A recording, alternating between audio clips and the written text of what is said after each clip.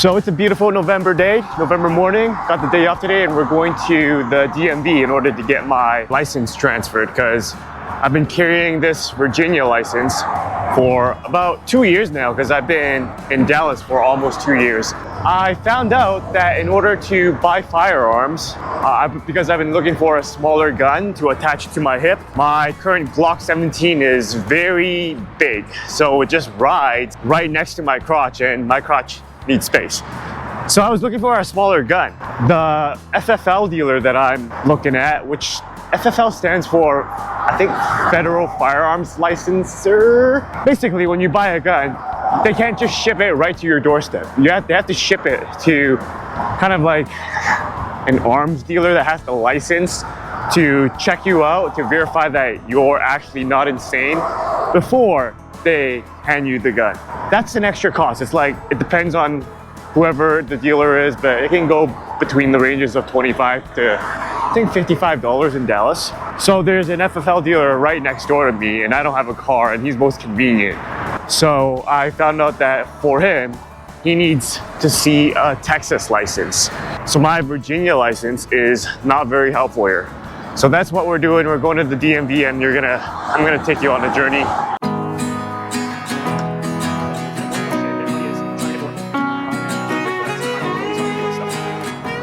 You know, I'm always terrified of this little intersection. It's not that little actually. There's like 4 lines on each way. Especially this corner. My friend was telling me that people like to run people over in this corner that we're standing in right now.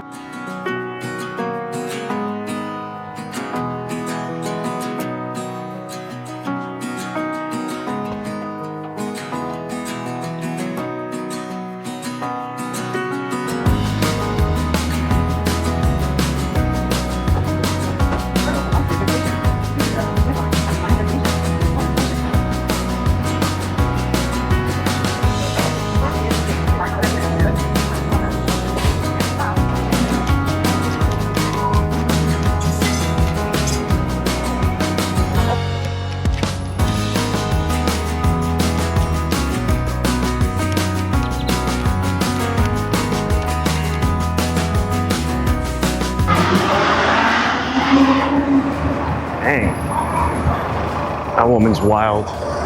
But trying to catch the 47 bus to get to the DMV. We're right now in downtown Dallas. And I think if you're in Dallas, you can skip downtown Dallas because I always thought that it's pretty trash.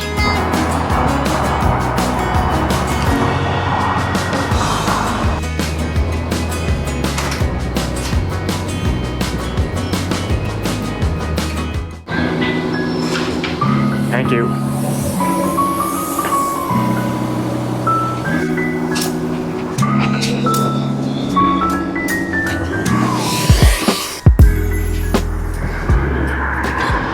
So, the DMV in Dallas is like the one in Birmingham. It is in butt-fuck middle of nowhere. It's just over there by those stop signs. And Google Maps had me wanting to walk through this entire field. I was like, hell no. So we found this sidewalk. So they have a bunch of testers, it looks like, over there. Got all these cars lined up. Thankfully, I don't have to do that because I'm not 16, but I can imagine how nervous those kids are to be getting tested for their driver's license for the first time. Because it's a taste of freedom. Once you get your car, you can go anywhere. Given that you can pay for gas money. Because gas is way more expensive now than it was, what, like 18 years ago when I first did it? Here we are.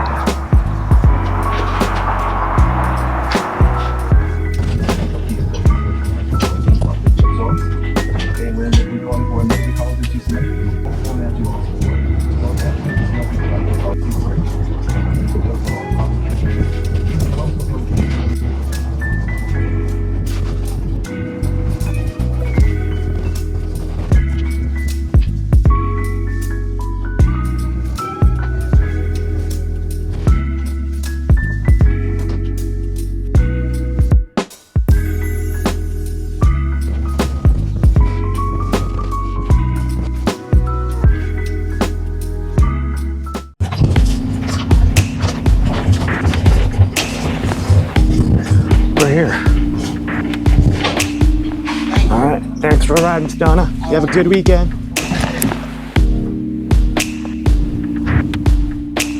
I didn't even know the station existed. So a little about those little transit buses that we just hopped off of. They're kind of like the Ubers for the transit station for DART. So we are on the right place. But anyways, Dallas is a driving city, right? So everybody has cars and transit. Yeah. So, sorry? Just vlogging. Yeah, but anyways, oh yeah. I'm in a little discussion with someone, but anyways, the transit system in Dallas is not very good. It doesn't take you everywhere. So that's why they have these little shuttle buses that if they don't take you to a specific place that you're getting to, maybe it's outside the boundaries of the railways or the bus routes, then they use those little transit shuttle buses. They pick you up where you're at, wherever you're at. So it's kind of like Uber or Lyft. But the thing is, it hemorrhages money. Because let's have it this way. I am paying $6 for a day pass, and I could use those as much as I want. And it's just gonna cost me $6. So imagine just one Uber ride is gonna cost you at least like 15 to 20. So it's funded by DART. DART is losing a lot of money. And not sure how long they're gonna keep it up, because if you're bleeding out money like that, there's no way you can continue that service.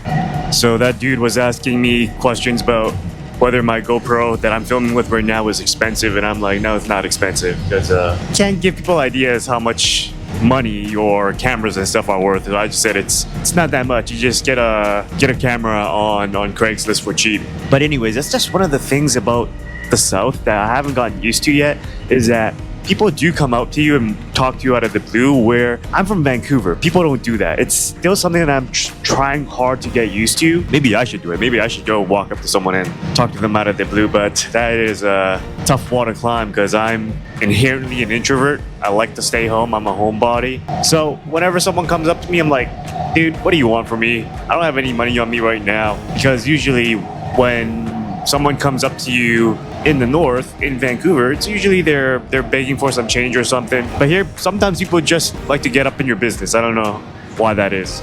If you live in Dallas or you from the South, then let me know why that is, because it still escapes me. And I lived 6 years in the South, Alabama, and now in Dallas for 2 years, Alabama 4 years. Still can't get used to it.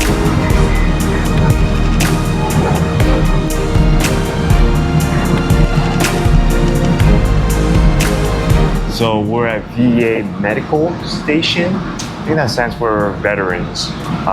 But ever since moving to America, one thing that I've noticed is you cannot get sick. Like in any other country, in Canada, you can get sick, you can get ill critically. But here, if you do that, then it's over for you. Because for the hospital bill isn't socialized like it is in countries like Canada, Sweden, Denmark, Norway. Here, you actually have to have really good insurance or a lot of money. Otherwise, getting sick is a death sentence. And I have had scares in the past, one being that the prostate issue, the PSA issue, which is a marker for my likelihood of prostate cancer, and the other one being pink eye, which I almost lost my vision. But both of them cost me well over like $2,000 in medical fees. And when most Americans can't even afford like a $400 emergency, you know, $2,000, they're gonna put it on credit cards and it's gonna become overdue, and credit cards are gonna charge them super high interest rates. And that's how people get locked in, that's how people get screwed. And that's not to say that that's where they get screwed. It really gets screwed based on what people eat. You know, we're not the fattest nation on earth because we eat well. We're the fattest nation on earth because the food that's sold in supermarkets is crap. And most people don't even know how to cook, so they just eat out. And eating out is even worse than whatever's in the supermarket. So it's a good flywheel of profitability for the food industry and the medical industry, because you have to eat, and what you eat is leading you to get sick. And when you get sick, after the hospital makes you better with short-term solutions, you're gonna go back eating the same crap again, which leads you to getting sick all the way until you die. And then the system is just gonna find another victim. So that's America. It's pretty terrible, but if you know how to eat properly, then you'll be fine. It's just the problem is a lot of people don't. So we had Philly cheesesteaks. I don't know, it looks like fried chicken, a beer store. It's a food desert. There's nothing good here.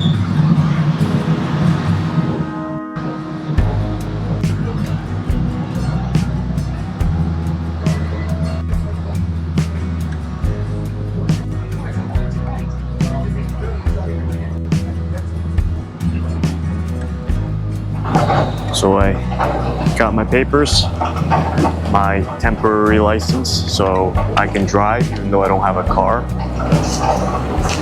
But that took a good 2 hours of my morning. Now we're back where we started. City Place Station.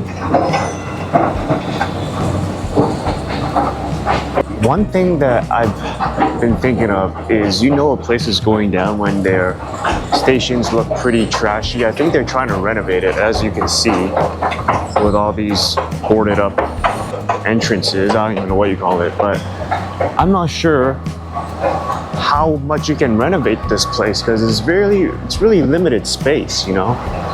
So excited to see what they're gonna make of this. But it's definitely not like Russian subways, because when I visited St. Petersburg, man, those stations were beautiful. There was like art when you exit the train, and here when you exit the train there's just trash, which I think is similar to Vancouver, Canada, except Vancouver's SkyTrain, there isn't as much trash, but there's a lot of homeless, especially around certain stations. But the last couple of stations that we passed through, especially the ones downtown, always a lot of homeless, a lot of druggies.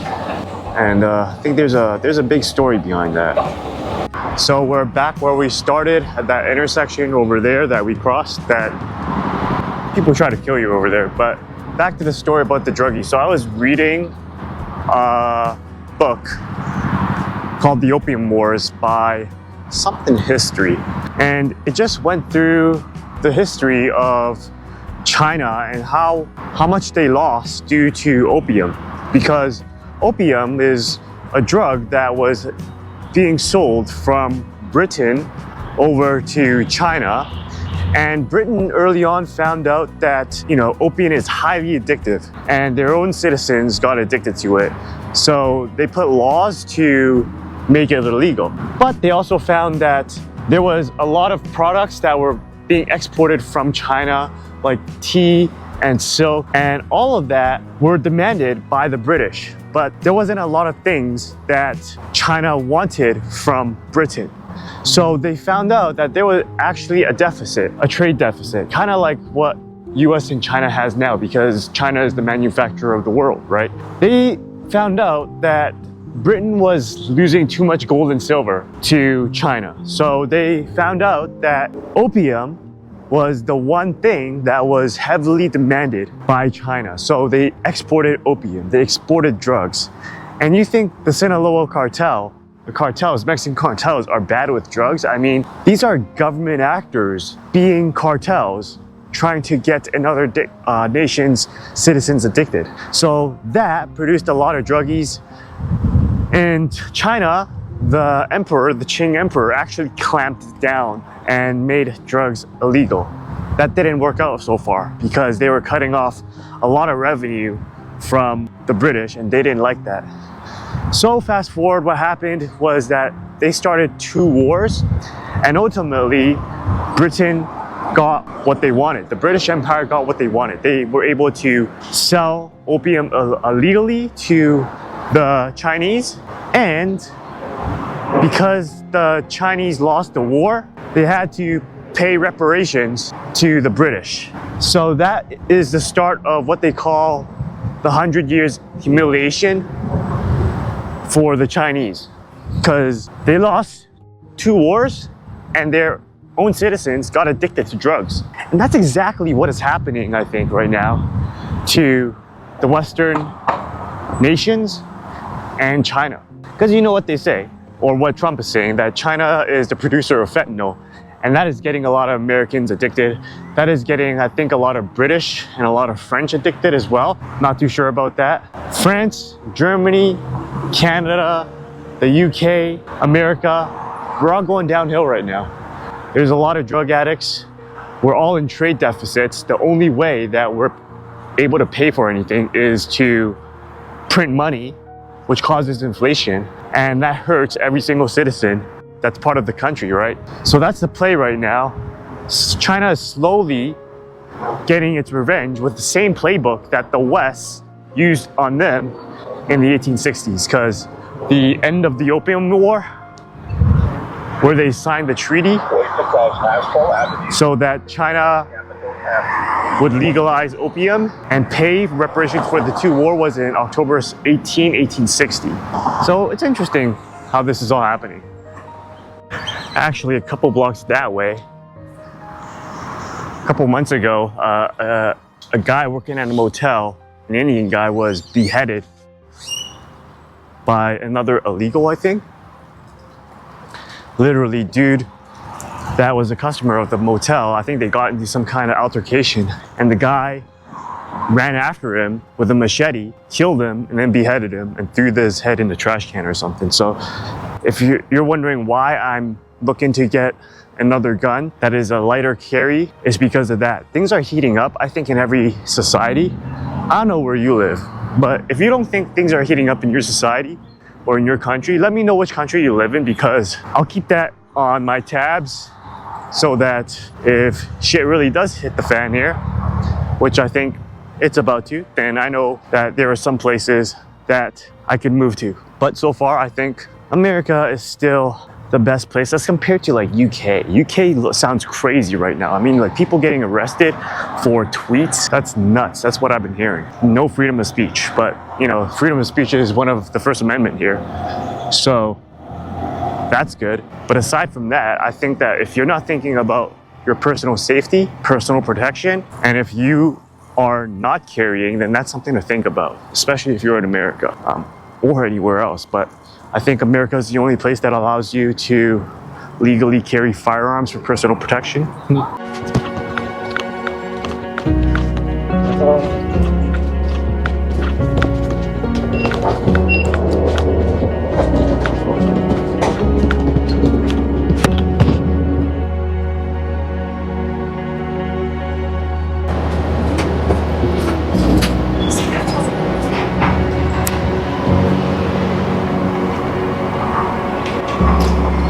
All right, the day hasn't ended yet. We are at church.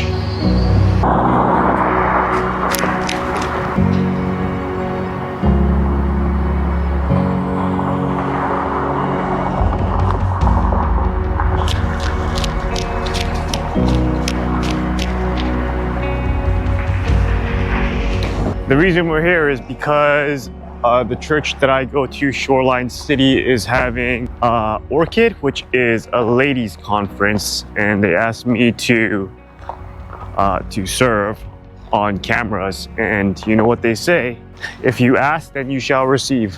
So that's why I'm here. And they're also feeding us. But I'm not sure if, you know, these sort of conferences are actually very valuable, because if you go to church, you really have to pick your church, and you really have to discover for yourself that not everything that the pastor says is right. I mean, this church is very much a charismatic church, so the songs, the singing, they're amazing, but the messages, they're very much hit and miss. Sometimes, well, oftentimes, the messages aren't very good, but sometimes you get that golden nugget. And I know because I always take notes whenever I go to church, and it's rare that I have a full page of notes. Usually it's just like 1 or 2 points. And that's one of the reasons why I think I might be thinking of trying a new church. But this one has been accessible, they've been nice to me, and I think in terms of community, it has been #1. So that's why I still come here. But aside from that, we'll see what's going on. I have to come here early for rehearsals, and I think that door might be locked. So the door was locked, so we'll try the front door. But anyways, I guess this is sort of like a day in the life video, but it's not really my everyday life. This was just a lot of chores that I had to do today and errands that I had to run. And I am very tired right now because I only had 2 sandwiches after I got my license transferred, and then I worked out. So I'm running, not on a lot of calories. Definitely burned way more calories than I took today.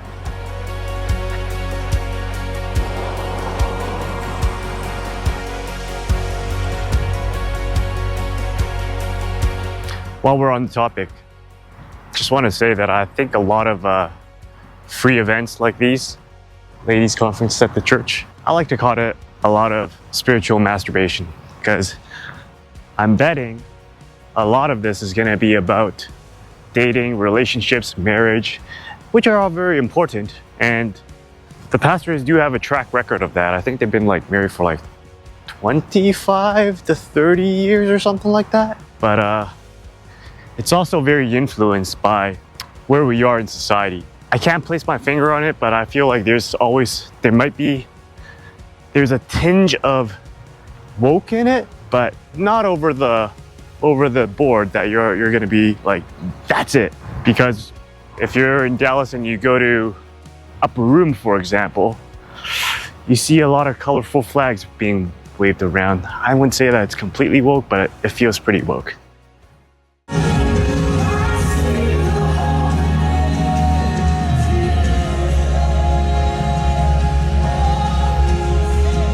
So that was a long service. Right now we are at White Rock Station waiting for the train to get back home. They said that there was going to be food there, but there was no food. So I am starving. The service was pretty okay. It was pretty woo though. There wasn't anything concrete, but I think that's just the kind of service that you would expect for a ladies' conference, because I feel like with ladies' conferences, it's more motivational, emotional, inspirational, nothing that's really actionable. Lo and behold, the 2 pastors who are a married couple that runs Shoreline City, they're more inspirational and motivational people than giving actionable tips. So I'm really thinking about whether to keep coming here, actually. We'll see. Other than that, it was a great service. There was a lot of great worship. It does make you think, though, that for me as a person who really likes to talk about economics, geopolitics, and combining all of that, meeting those kind of people at church, at these charismatic churches, is pretty few and far in between. It's pretty interesting to think that you have these things going on in your mind. You're looking at where the world is going, the competition between countries, the AI Cold War that's happening, and then you have all these people that you go to church with, who you serve with, and they all have no idea about all this. They have no idea that in the very near future, definitely within our lifetimes, that things are going to change quickly and hard, and nobody is preparing for that. So that doesn't really just extend to church, but everything and everyone that you come across in life. I won't go everything and everyone. I go probably 99%, because only a few select people are kind of psycho enough, I think, to be interested in this stuff. Usually mainly traders and nerds like myself who like to see what's happening, and thank God that he showed me what's happening so I could prepare. But I think that a lot of people are going to be unprepared with what's coming in the near future. I mean, AI is already taking away a lot of jobs. People are struggling to get hired, and I think that it's still the beginning. Anyways, that's all I got for today. I hope you enjoy coming along with me in transferring my license and going to serve at the church. If you enjoyed this video, let me know where you are watching from, and I wish you a really good night.